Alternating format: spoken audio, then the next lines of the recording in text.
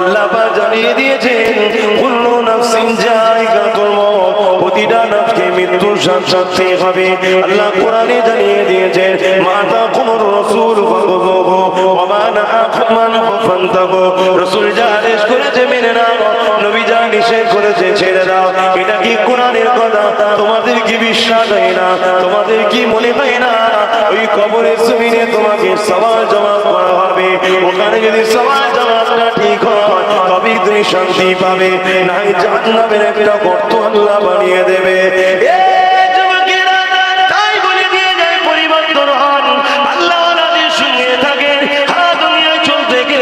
করতে হবে শরিয়াত অনুযায়ী ব্যবসা করাটাও খারাপ, ওই শিক্ষাটাও আল্লাহ ওলিদের থেকে না। দুনিয়া জমিনে বাঁচতে গেলে সংসার করতে হবে, এটা করা সবের কাজ, সুন্নাত কাজ। নবী নেকাহ করেছে, বিবাহ করেছে, আপনারা করবেন, কিন্তু সংসারটা কিভাবে হবে ওটাও নবী যেভাবে করতে বলেছে ওই শিক্ষা আল্লাহ আপনাদের দিয়ে থাকে। এই দুনিয়ার জমিনে বাঁচতে গেলে এমন করে দুনিয়াদারি যে যার শিক্ষা আছে ওই শিক্ষা আপনাকে শিখতে হবে। ইংলিশ শিখতে হবে, অঙ্ক শিখতে হবে, ডাক্তার হতে হবে, উকিল হতে হবে, জজ হতে হবে, ডিএম হতে হবে, পুলিশ হতে হবে। কোন জিনিস ইসলামে বাধা নাই, কিন্তু ইসলাম বলছে পুলিশ হওয়ার পরে ঘুষ নেওয়া যাবে না, ডাক্তার হওয়ার পরে রোগীর সঙ্গে ধোঁকা দেওয়া যাবে না, উকিল হওয়ার পরে মিথ্যাকে সত্য বলে চালিয়ে দিতে হবে না, জজ হওয়ার পরে কলমের জোরে মিথ্যার পক্ষে সাক্ষী, অন্যায় পক্ষে সাক্ষী যাবে না। এই যুবকেরা তরুণেরা এমনকি ইসলাম তোমাকে রাজনীতিও করতে বলেছে করো, কিন্তু জানিয়ে দিয়েছে লিডার হওয়ার পরে জনগণকে শোষণ করলে হবে না, জনগণকে সেবা করতে হবে, জনগণকে পিয়ার করতে হবে। এবং তুমি যদি ভোট দাও, ইসলাম দিতে বলেছে নিষেধ করেনি, তবে ভোট দিবার তোমাকে ইসলাম বলে দিয়েছে এমন লোককে সাপোর্ট করো না যে জিতার পরে এলাকার মানুষগুলো নিরাপদে থাকবে না, যে জিতার পরে মসজিদ গুলোকে মিটিয়ে দেবে, যে জিতার পরে মাদ্রাসা গুলোকে বন্ধ করে দেবে, যে জিতার পরে গরিবদের ঘরে হত্যা করবে, যে জিতার পরে গরিবদেরকে লুটবে, এদেরকে সাপোর্ট করাটা ইসলামে আরাম রয়েছে। যার দ্বারা দেশের দোষে কাজ হবে তাকে তুমি সাপোর্ট করে, ইসলামে বাধা নাই।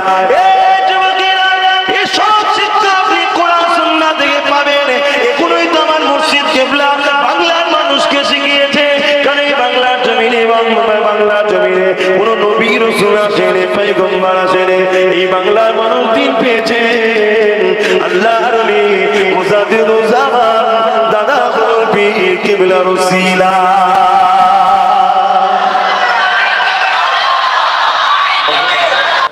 আব্দুল মুমিন সাহেব বলেন আমার পীর আমার মুর্শিদ আমাকে হুকুম করেছে আল্লাহর ওলিদের নবী আলাইহিস সালামের মাজার জিয়ারত করার জন্য।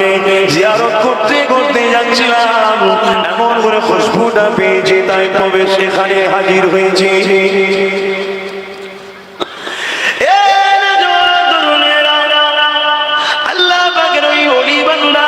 যিনি আল্লাহ পাকের জিকিরে মশগুল ছিলেন, উনি জানতে চাইলেন আপনার নাম কি? তখন বলছেন আমি নাম ছিল প্রতাপ চন্দ্র সেন, কিন্তু আমার মুর্শিদ আমার নাম রেখেছে আব্দুল মুমিন। আপনার পীরের নাম কি? আমার পীর হলেন জামানার মুজাদ্দিদ হযরত আবু বকর সিদ্দিক আল কুরাইশি ফুরফুরাবি। এ ভাই আব্দুল মুমিন, আপনার পীর আপনাকে যে ডিউটি দিয়েছে আপনি সে কাজ করুন, কেননা পীর যেটা কথা বলে ওর মধ্যে কোরআন সুন্নাহ আছে, অর্থাৎ কোরআন সুন্নাহর আদেশটা দিয়ে থাকে। শিক্ষক তিনি শুধুমাত্র যার আপনি আপনার পীরে দেখানো রাস্তাতে আপনি চলে যান। আমি এখানে এসেছি আমার পীরের হুকুমে। ওই সব মুমিন সাহেব জিজ্ঞাসা করছেন আপনার নাম কি? আপনার পীরের নাম কি? ওই সময় যিনি জিকির করছিলেন উনি বলতে লাগলেন ভাই আব্দুল মুমিন, পরে আপনাকে জানিয়ে দেবো আমার নাম আর আমার পীরের নামটা পরে জানিয়ে দেবো ভাই। ওই আব্দুল মুমিন সাহেব বললেন ভাই আপনি যদি আমাকে ইজাজত দেন আপনার সঙ্গে বসে আমিও আল্লাহ পাকের জিকির মুরাকাবা মুশাহিদায় থাকতে চাই। তখন আল্লাহ পাকের ওলি বান্দা যিনি জিকির করছিলেন উনি বলছেন বাবা ভাই আপনি পীর যেটা হুকুম করছে সেটা করুন, কিন্তু আব্দুল মোমেন সাহেব একটু থাকতে চাই। ঠিক আছে বসুন। একসাথে দুজনের চোখ বন্ধ করে এবারে আল্লাহ আল্লাহ আল্লাহ আল্লাহ আল্লাহ আল্লাহ করছে। একদিন যায়, দিন যায়, 3 দিন যায়, কথা বুঝে আসছে। খাওয়া নেই, জিকির করে যাচ্ছে, নামাজ পড়ে যাচ্ছে, খাওয়া নেই, জিকির করে যাচ্ছে, নামাজ পড়ে যাচ্ছে। আব্দুল মোমেন সাহেব হুজুরকে খিদা লেগে গেছে, বড় উসপাস করছে। আল্লাহ পাকের এই বান্দা বলেন, ভাই আপনি কি বলতে চাইছেন, কিছু কি বলবেন? ভাই আমাকে বড় খোদা লেগেছে, ভাই খিদা লেগেছে। ভাই আব্দুল মোমেন সাহেব নিজে বলতে লেগেছেন, আমি অবাক হয়ে গেলাম। ওই আল্লাহ পাকের বান্দা না, যিনি আফ্রিকা জঙ্গলে বসে ইবাদত করতেছিলেন, তিনি একটা পাতা দিয়ে চাটাই মতো বানিয়ে রেখেছিলেন, তাতে বসে ইবাদত করতেন। ওই চাটাইটাকে তুললেন, 3টে রুটি বার করলেন, একটা নিজে খেলে, একটা আমাকে দিলেন, আর একটা চাটাই নিচে রেখে দিলেন। আমি অবাক হয়ে গেলাম, যেমন তাওয়া থেকে নামানে গরম থাকে রুটি, ওই রকম গরম রুটি খাইয়েছিল। রিজিকের মালিক কে? আল্লাহ পাকের ওলি বান্দা আব্দুল মোমেন সাহেব অবাক হয়ে গেলেন। আরো জানতে ইচ্ছা করল, হুজুর আপনার পীরের নামটা কি বলেন? কার হাতে আপনি বায়াতে এত বড় ফজিলতটা পেয়েছেন? এই সময় আল্লাহ পাকের বান্দা বললেন, ভাই আব্দুল মোমেন, আমি তো আপনাকে পরে বলবো, বলুন আপনি চলে যান, আপনি চলে যান, আপনাকে আপনার পীর যেটা হুকুম করেছে সেটা পালন করুন, আমাকে আমার পীর হুকুম যেটা করেছে আমি সেটা পালন করতে লেগেছে।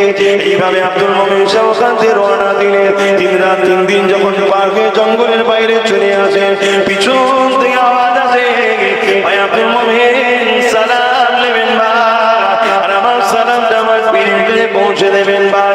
আপনি আমার নাম জানতে চেয়েছিলেন, আমার নাম হলো আব্দুর রহমান, আর আমার পীরকে নাম জানতে চেয়েছিলেন। ভাই আমার পীর অন্য কেউ নয়, যিনি আপনার পীর উনি আমারও পীর আবু বকর। আল্লাহ নবীর জীবনে এমন দিন গেছে, আল্লাহ নবী পেটে 3 দিন পাথর বেঁধে কাটিয়েছেন, তথাপিও খাবার জন্য নবী আমার কখনো আল্লাহর কাছে কাঁদেনি। নবী আমার যখনই কেঁদেছে, শুধুমাত্র উম্মত দিয়ে আল্লাহ পাকের দরবারে নাজাতের জন্য কেঁদেছে।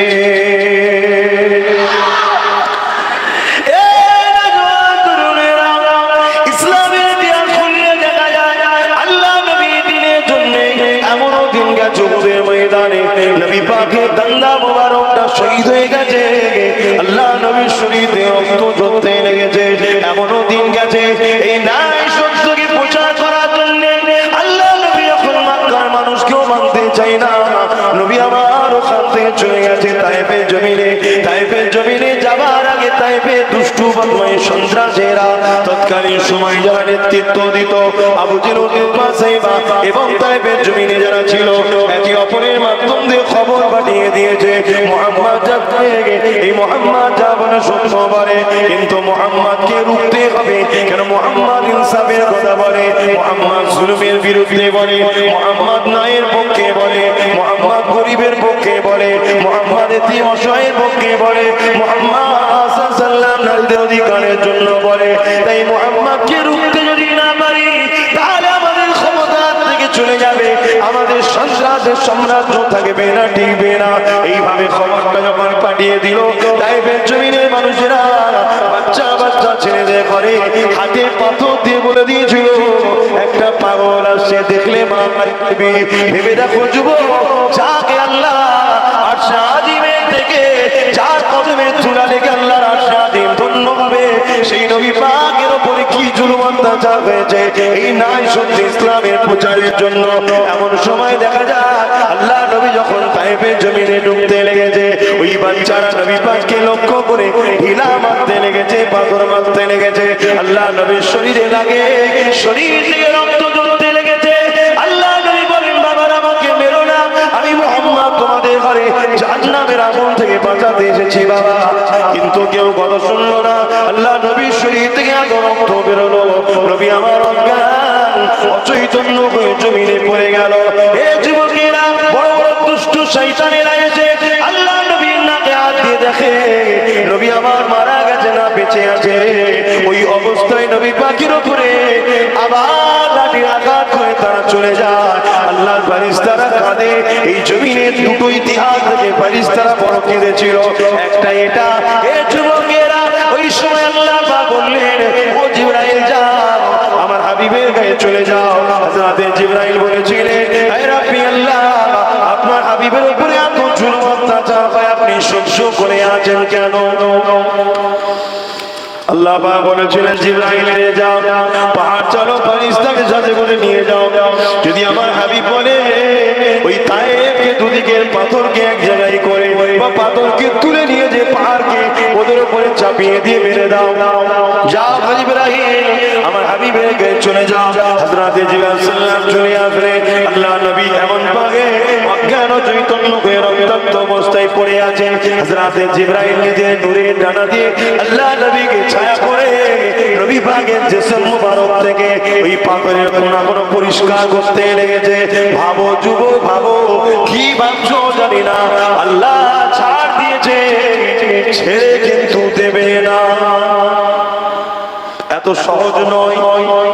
ভেবে দেখো, আজ আমাদের বাড়ি হয়েছে, গাড়ি হয়েছে, ভিআইপি আমরা হয়ে গেছি, কিন্তু মনে রেখে দিও আল্লাহকে যে পেয়েছো এটা আমার রাসূলের অবদান। মা তোমাকে যে বাচ্চারা সম্মান করে এটা আমার রাসূলের অবদান। বাপেরা ছেলেরা যে আপনাকে ভালোবাসে এটা আমার রাসূলের অবদান। এ আমার পুরেরা নারী সমাজেরা, মায়ের জাতিরা শুনে রেখে দাও, আজ তোমরা জন্ম দিলে তোমাদেরকে জেন্দ্র পুঁতে দেওয়া হচ্ছে না, ১,৫০০ বছর আগে জেন্দ্র পুঁতে দেওয়া হতো। এই জেন্দ্র পুঁতে দেওয়া বন্ধ করে দিয়ে নারীদের অধিকারটা পৃথিবীর জমিনে আমার মদিনাওয়ালা প্রতিষ্ঠিত করেছে। পরয়া নবী সালাম ইয়া রাসূল সালাম ইয়া হাবিব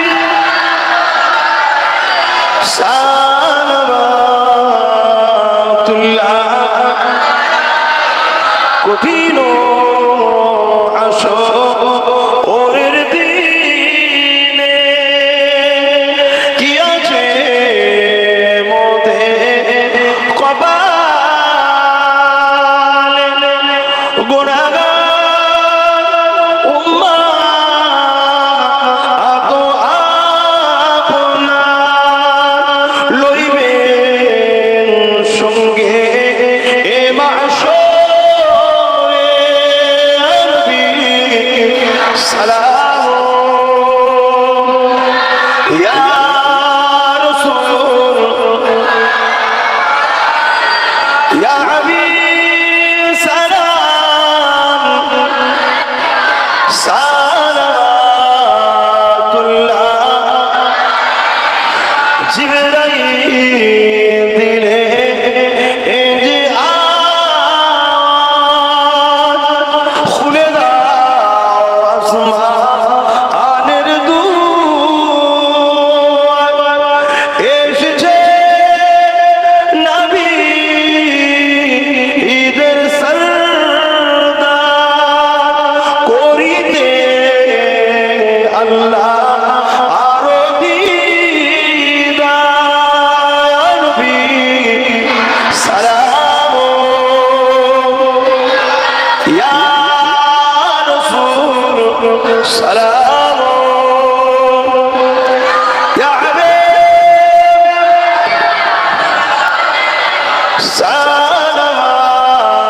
সালাওয়াতুল্লাহ। সকলে বসে গায়ে গায়ে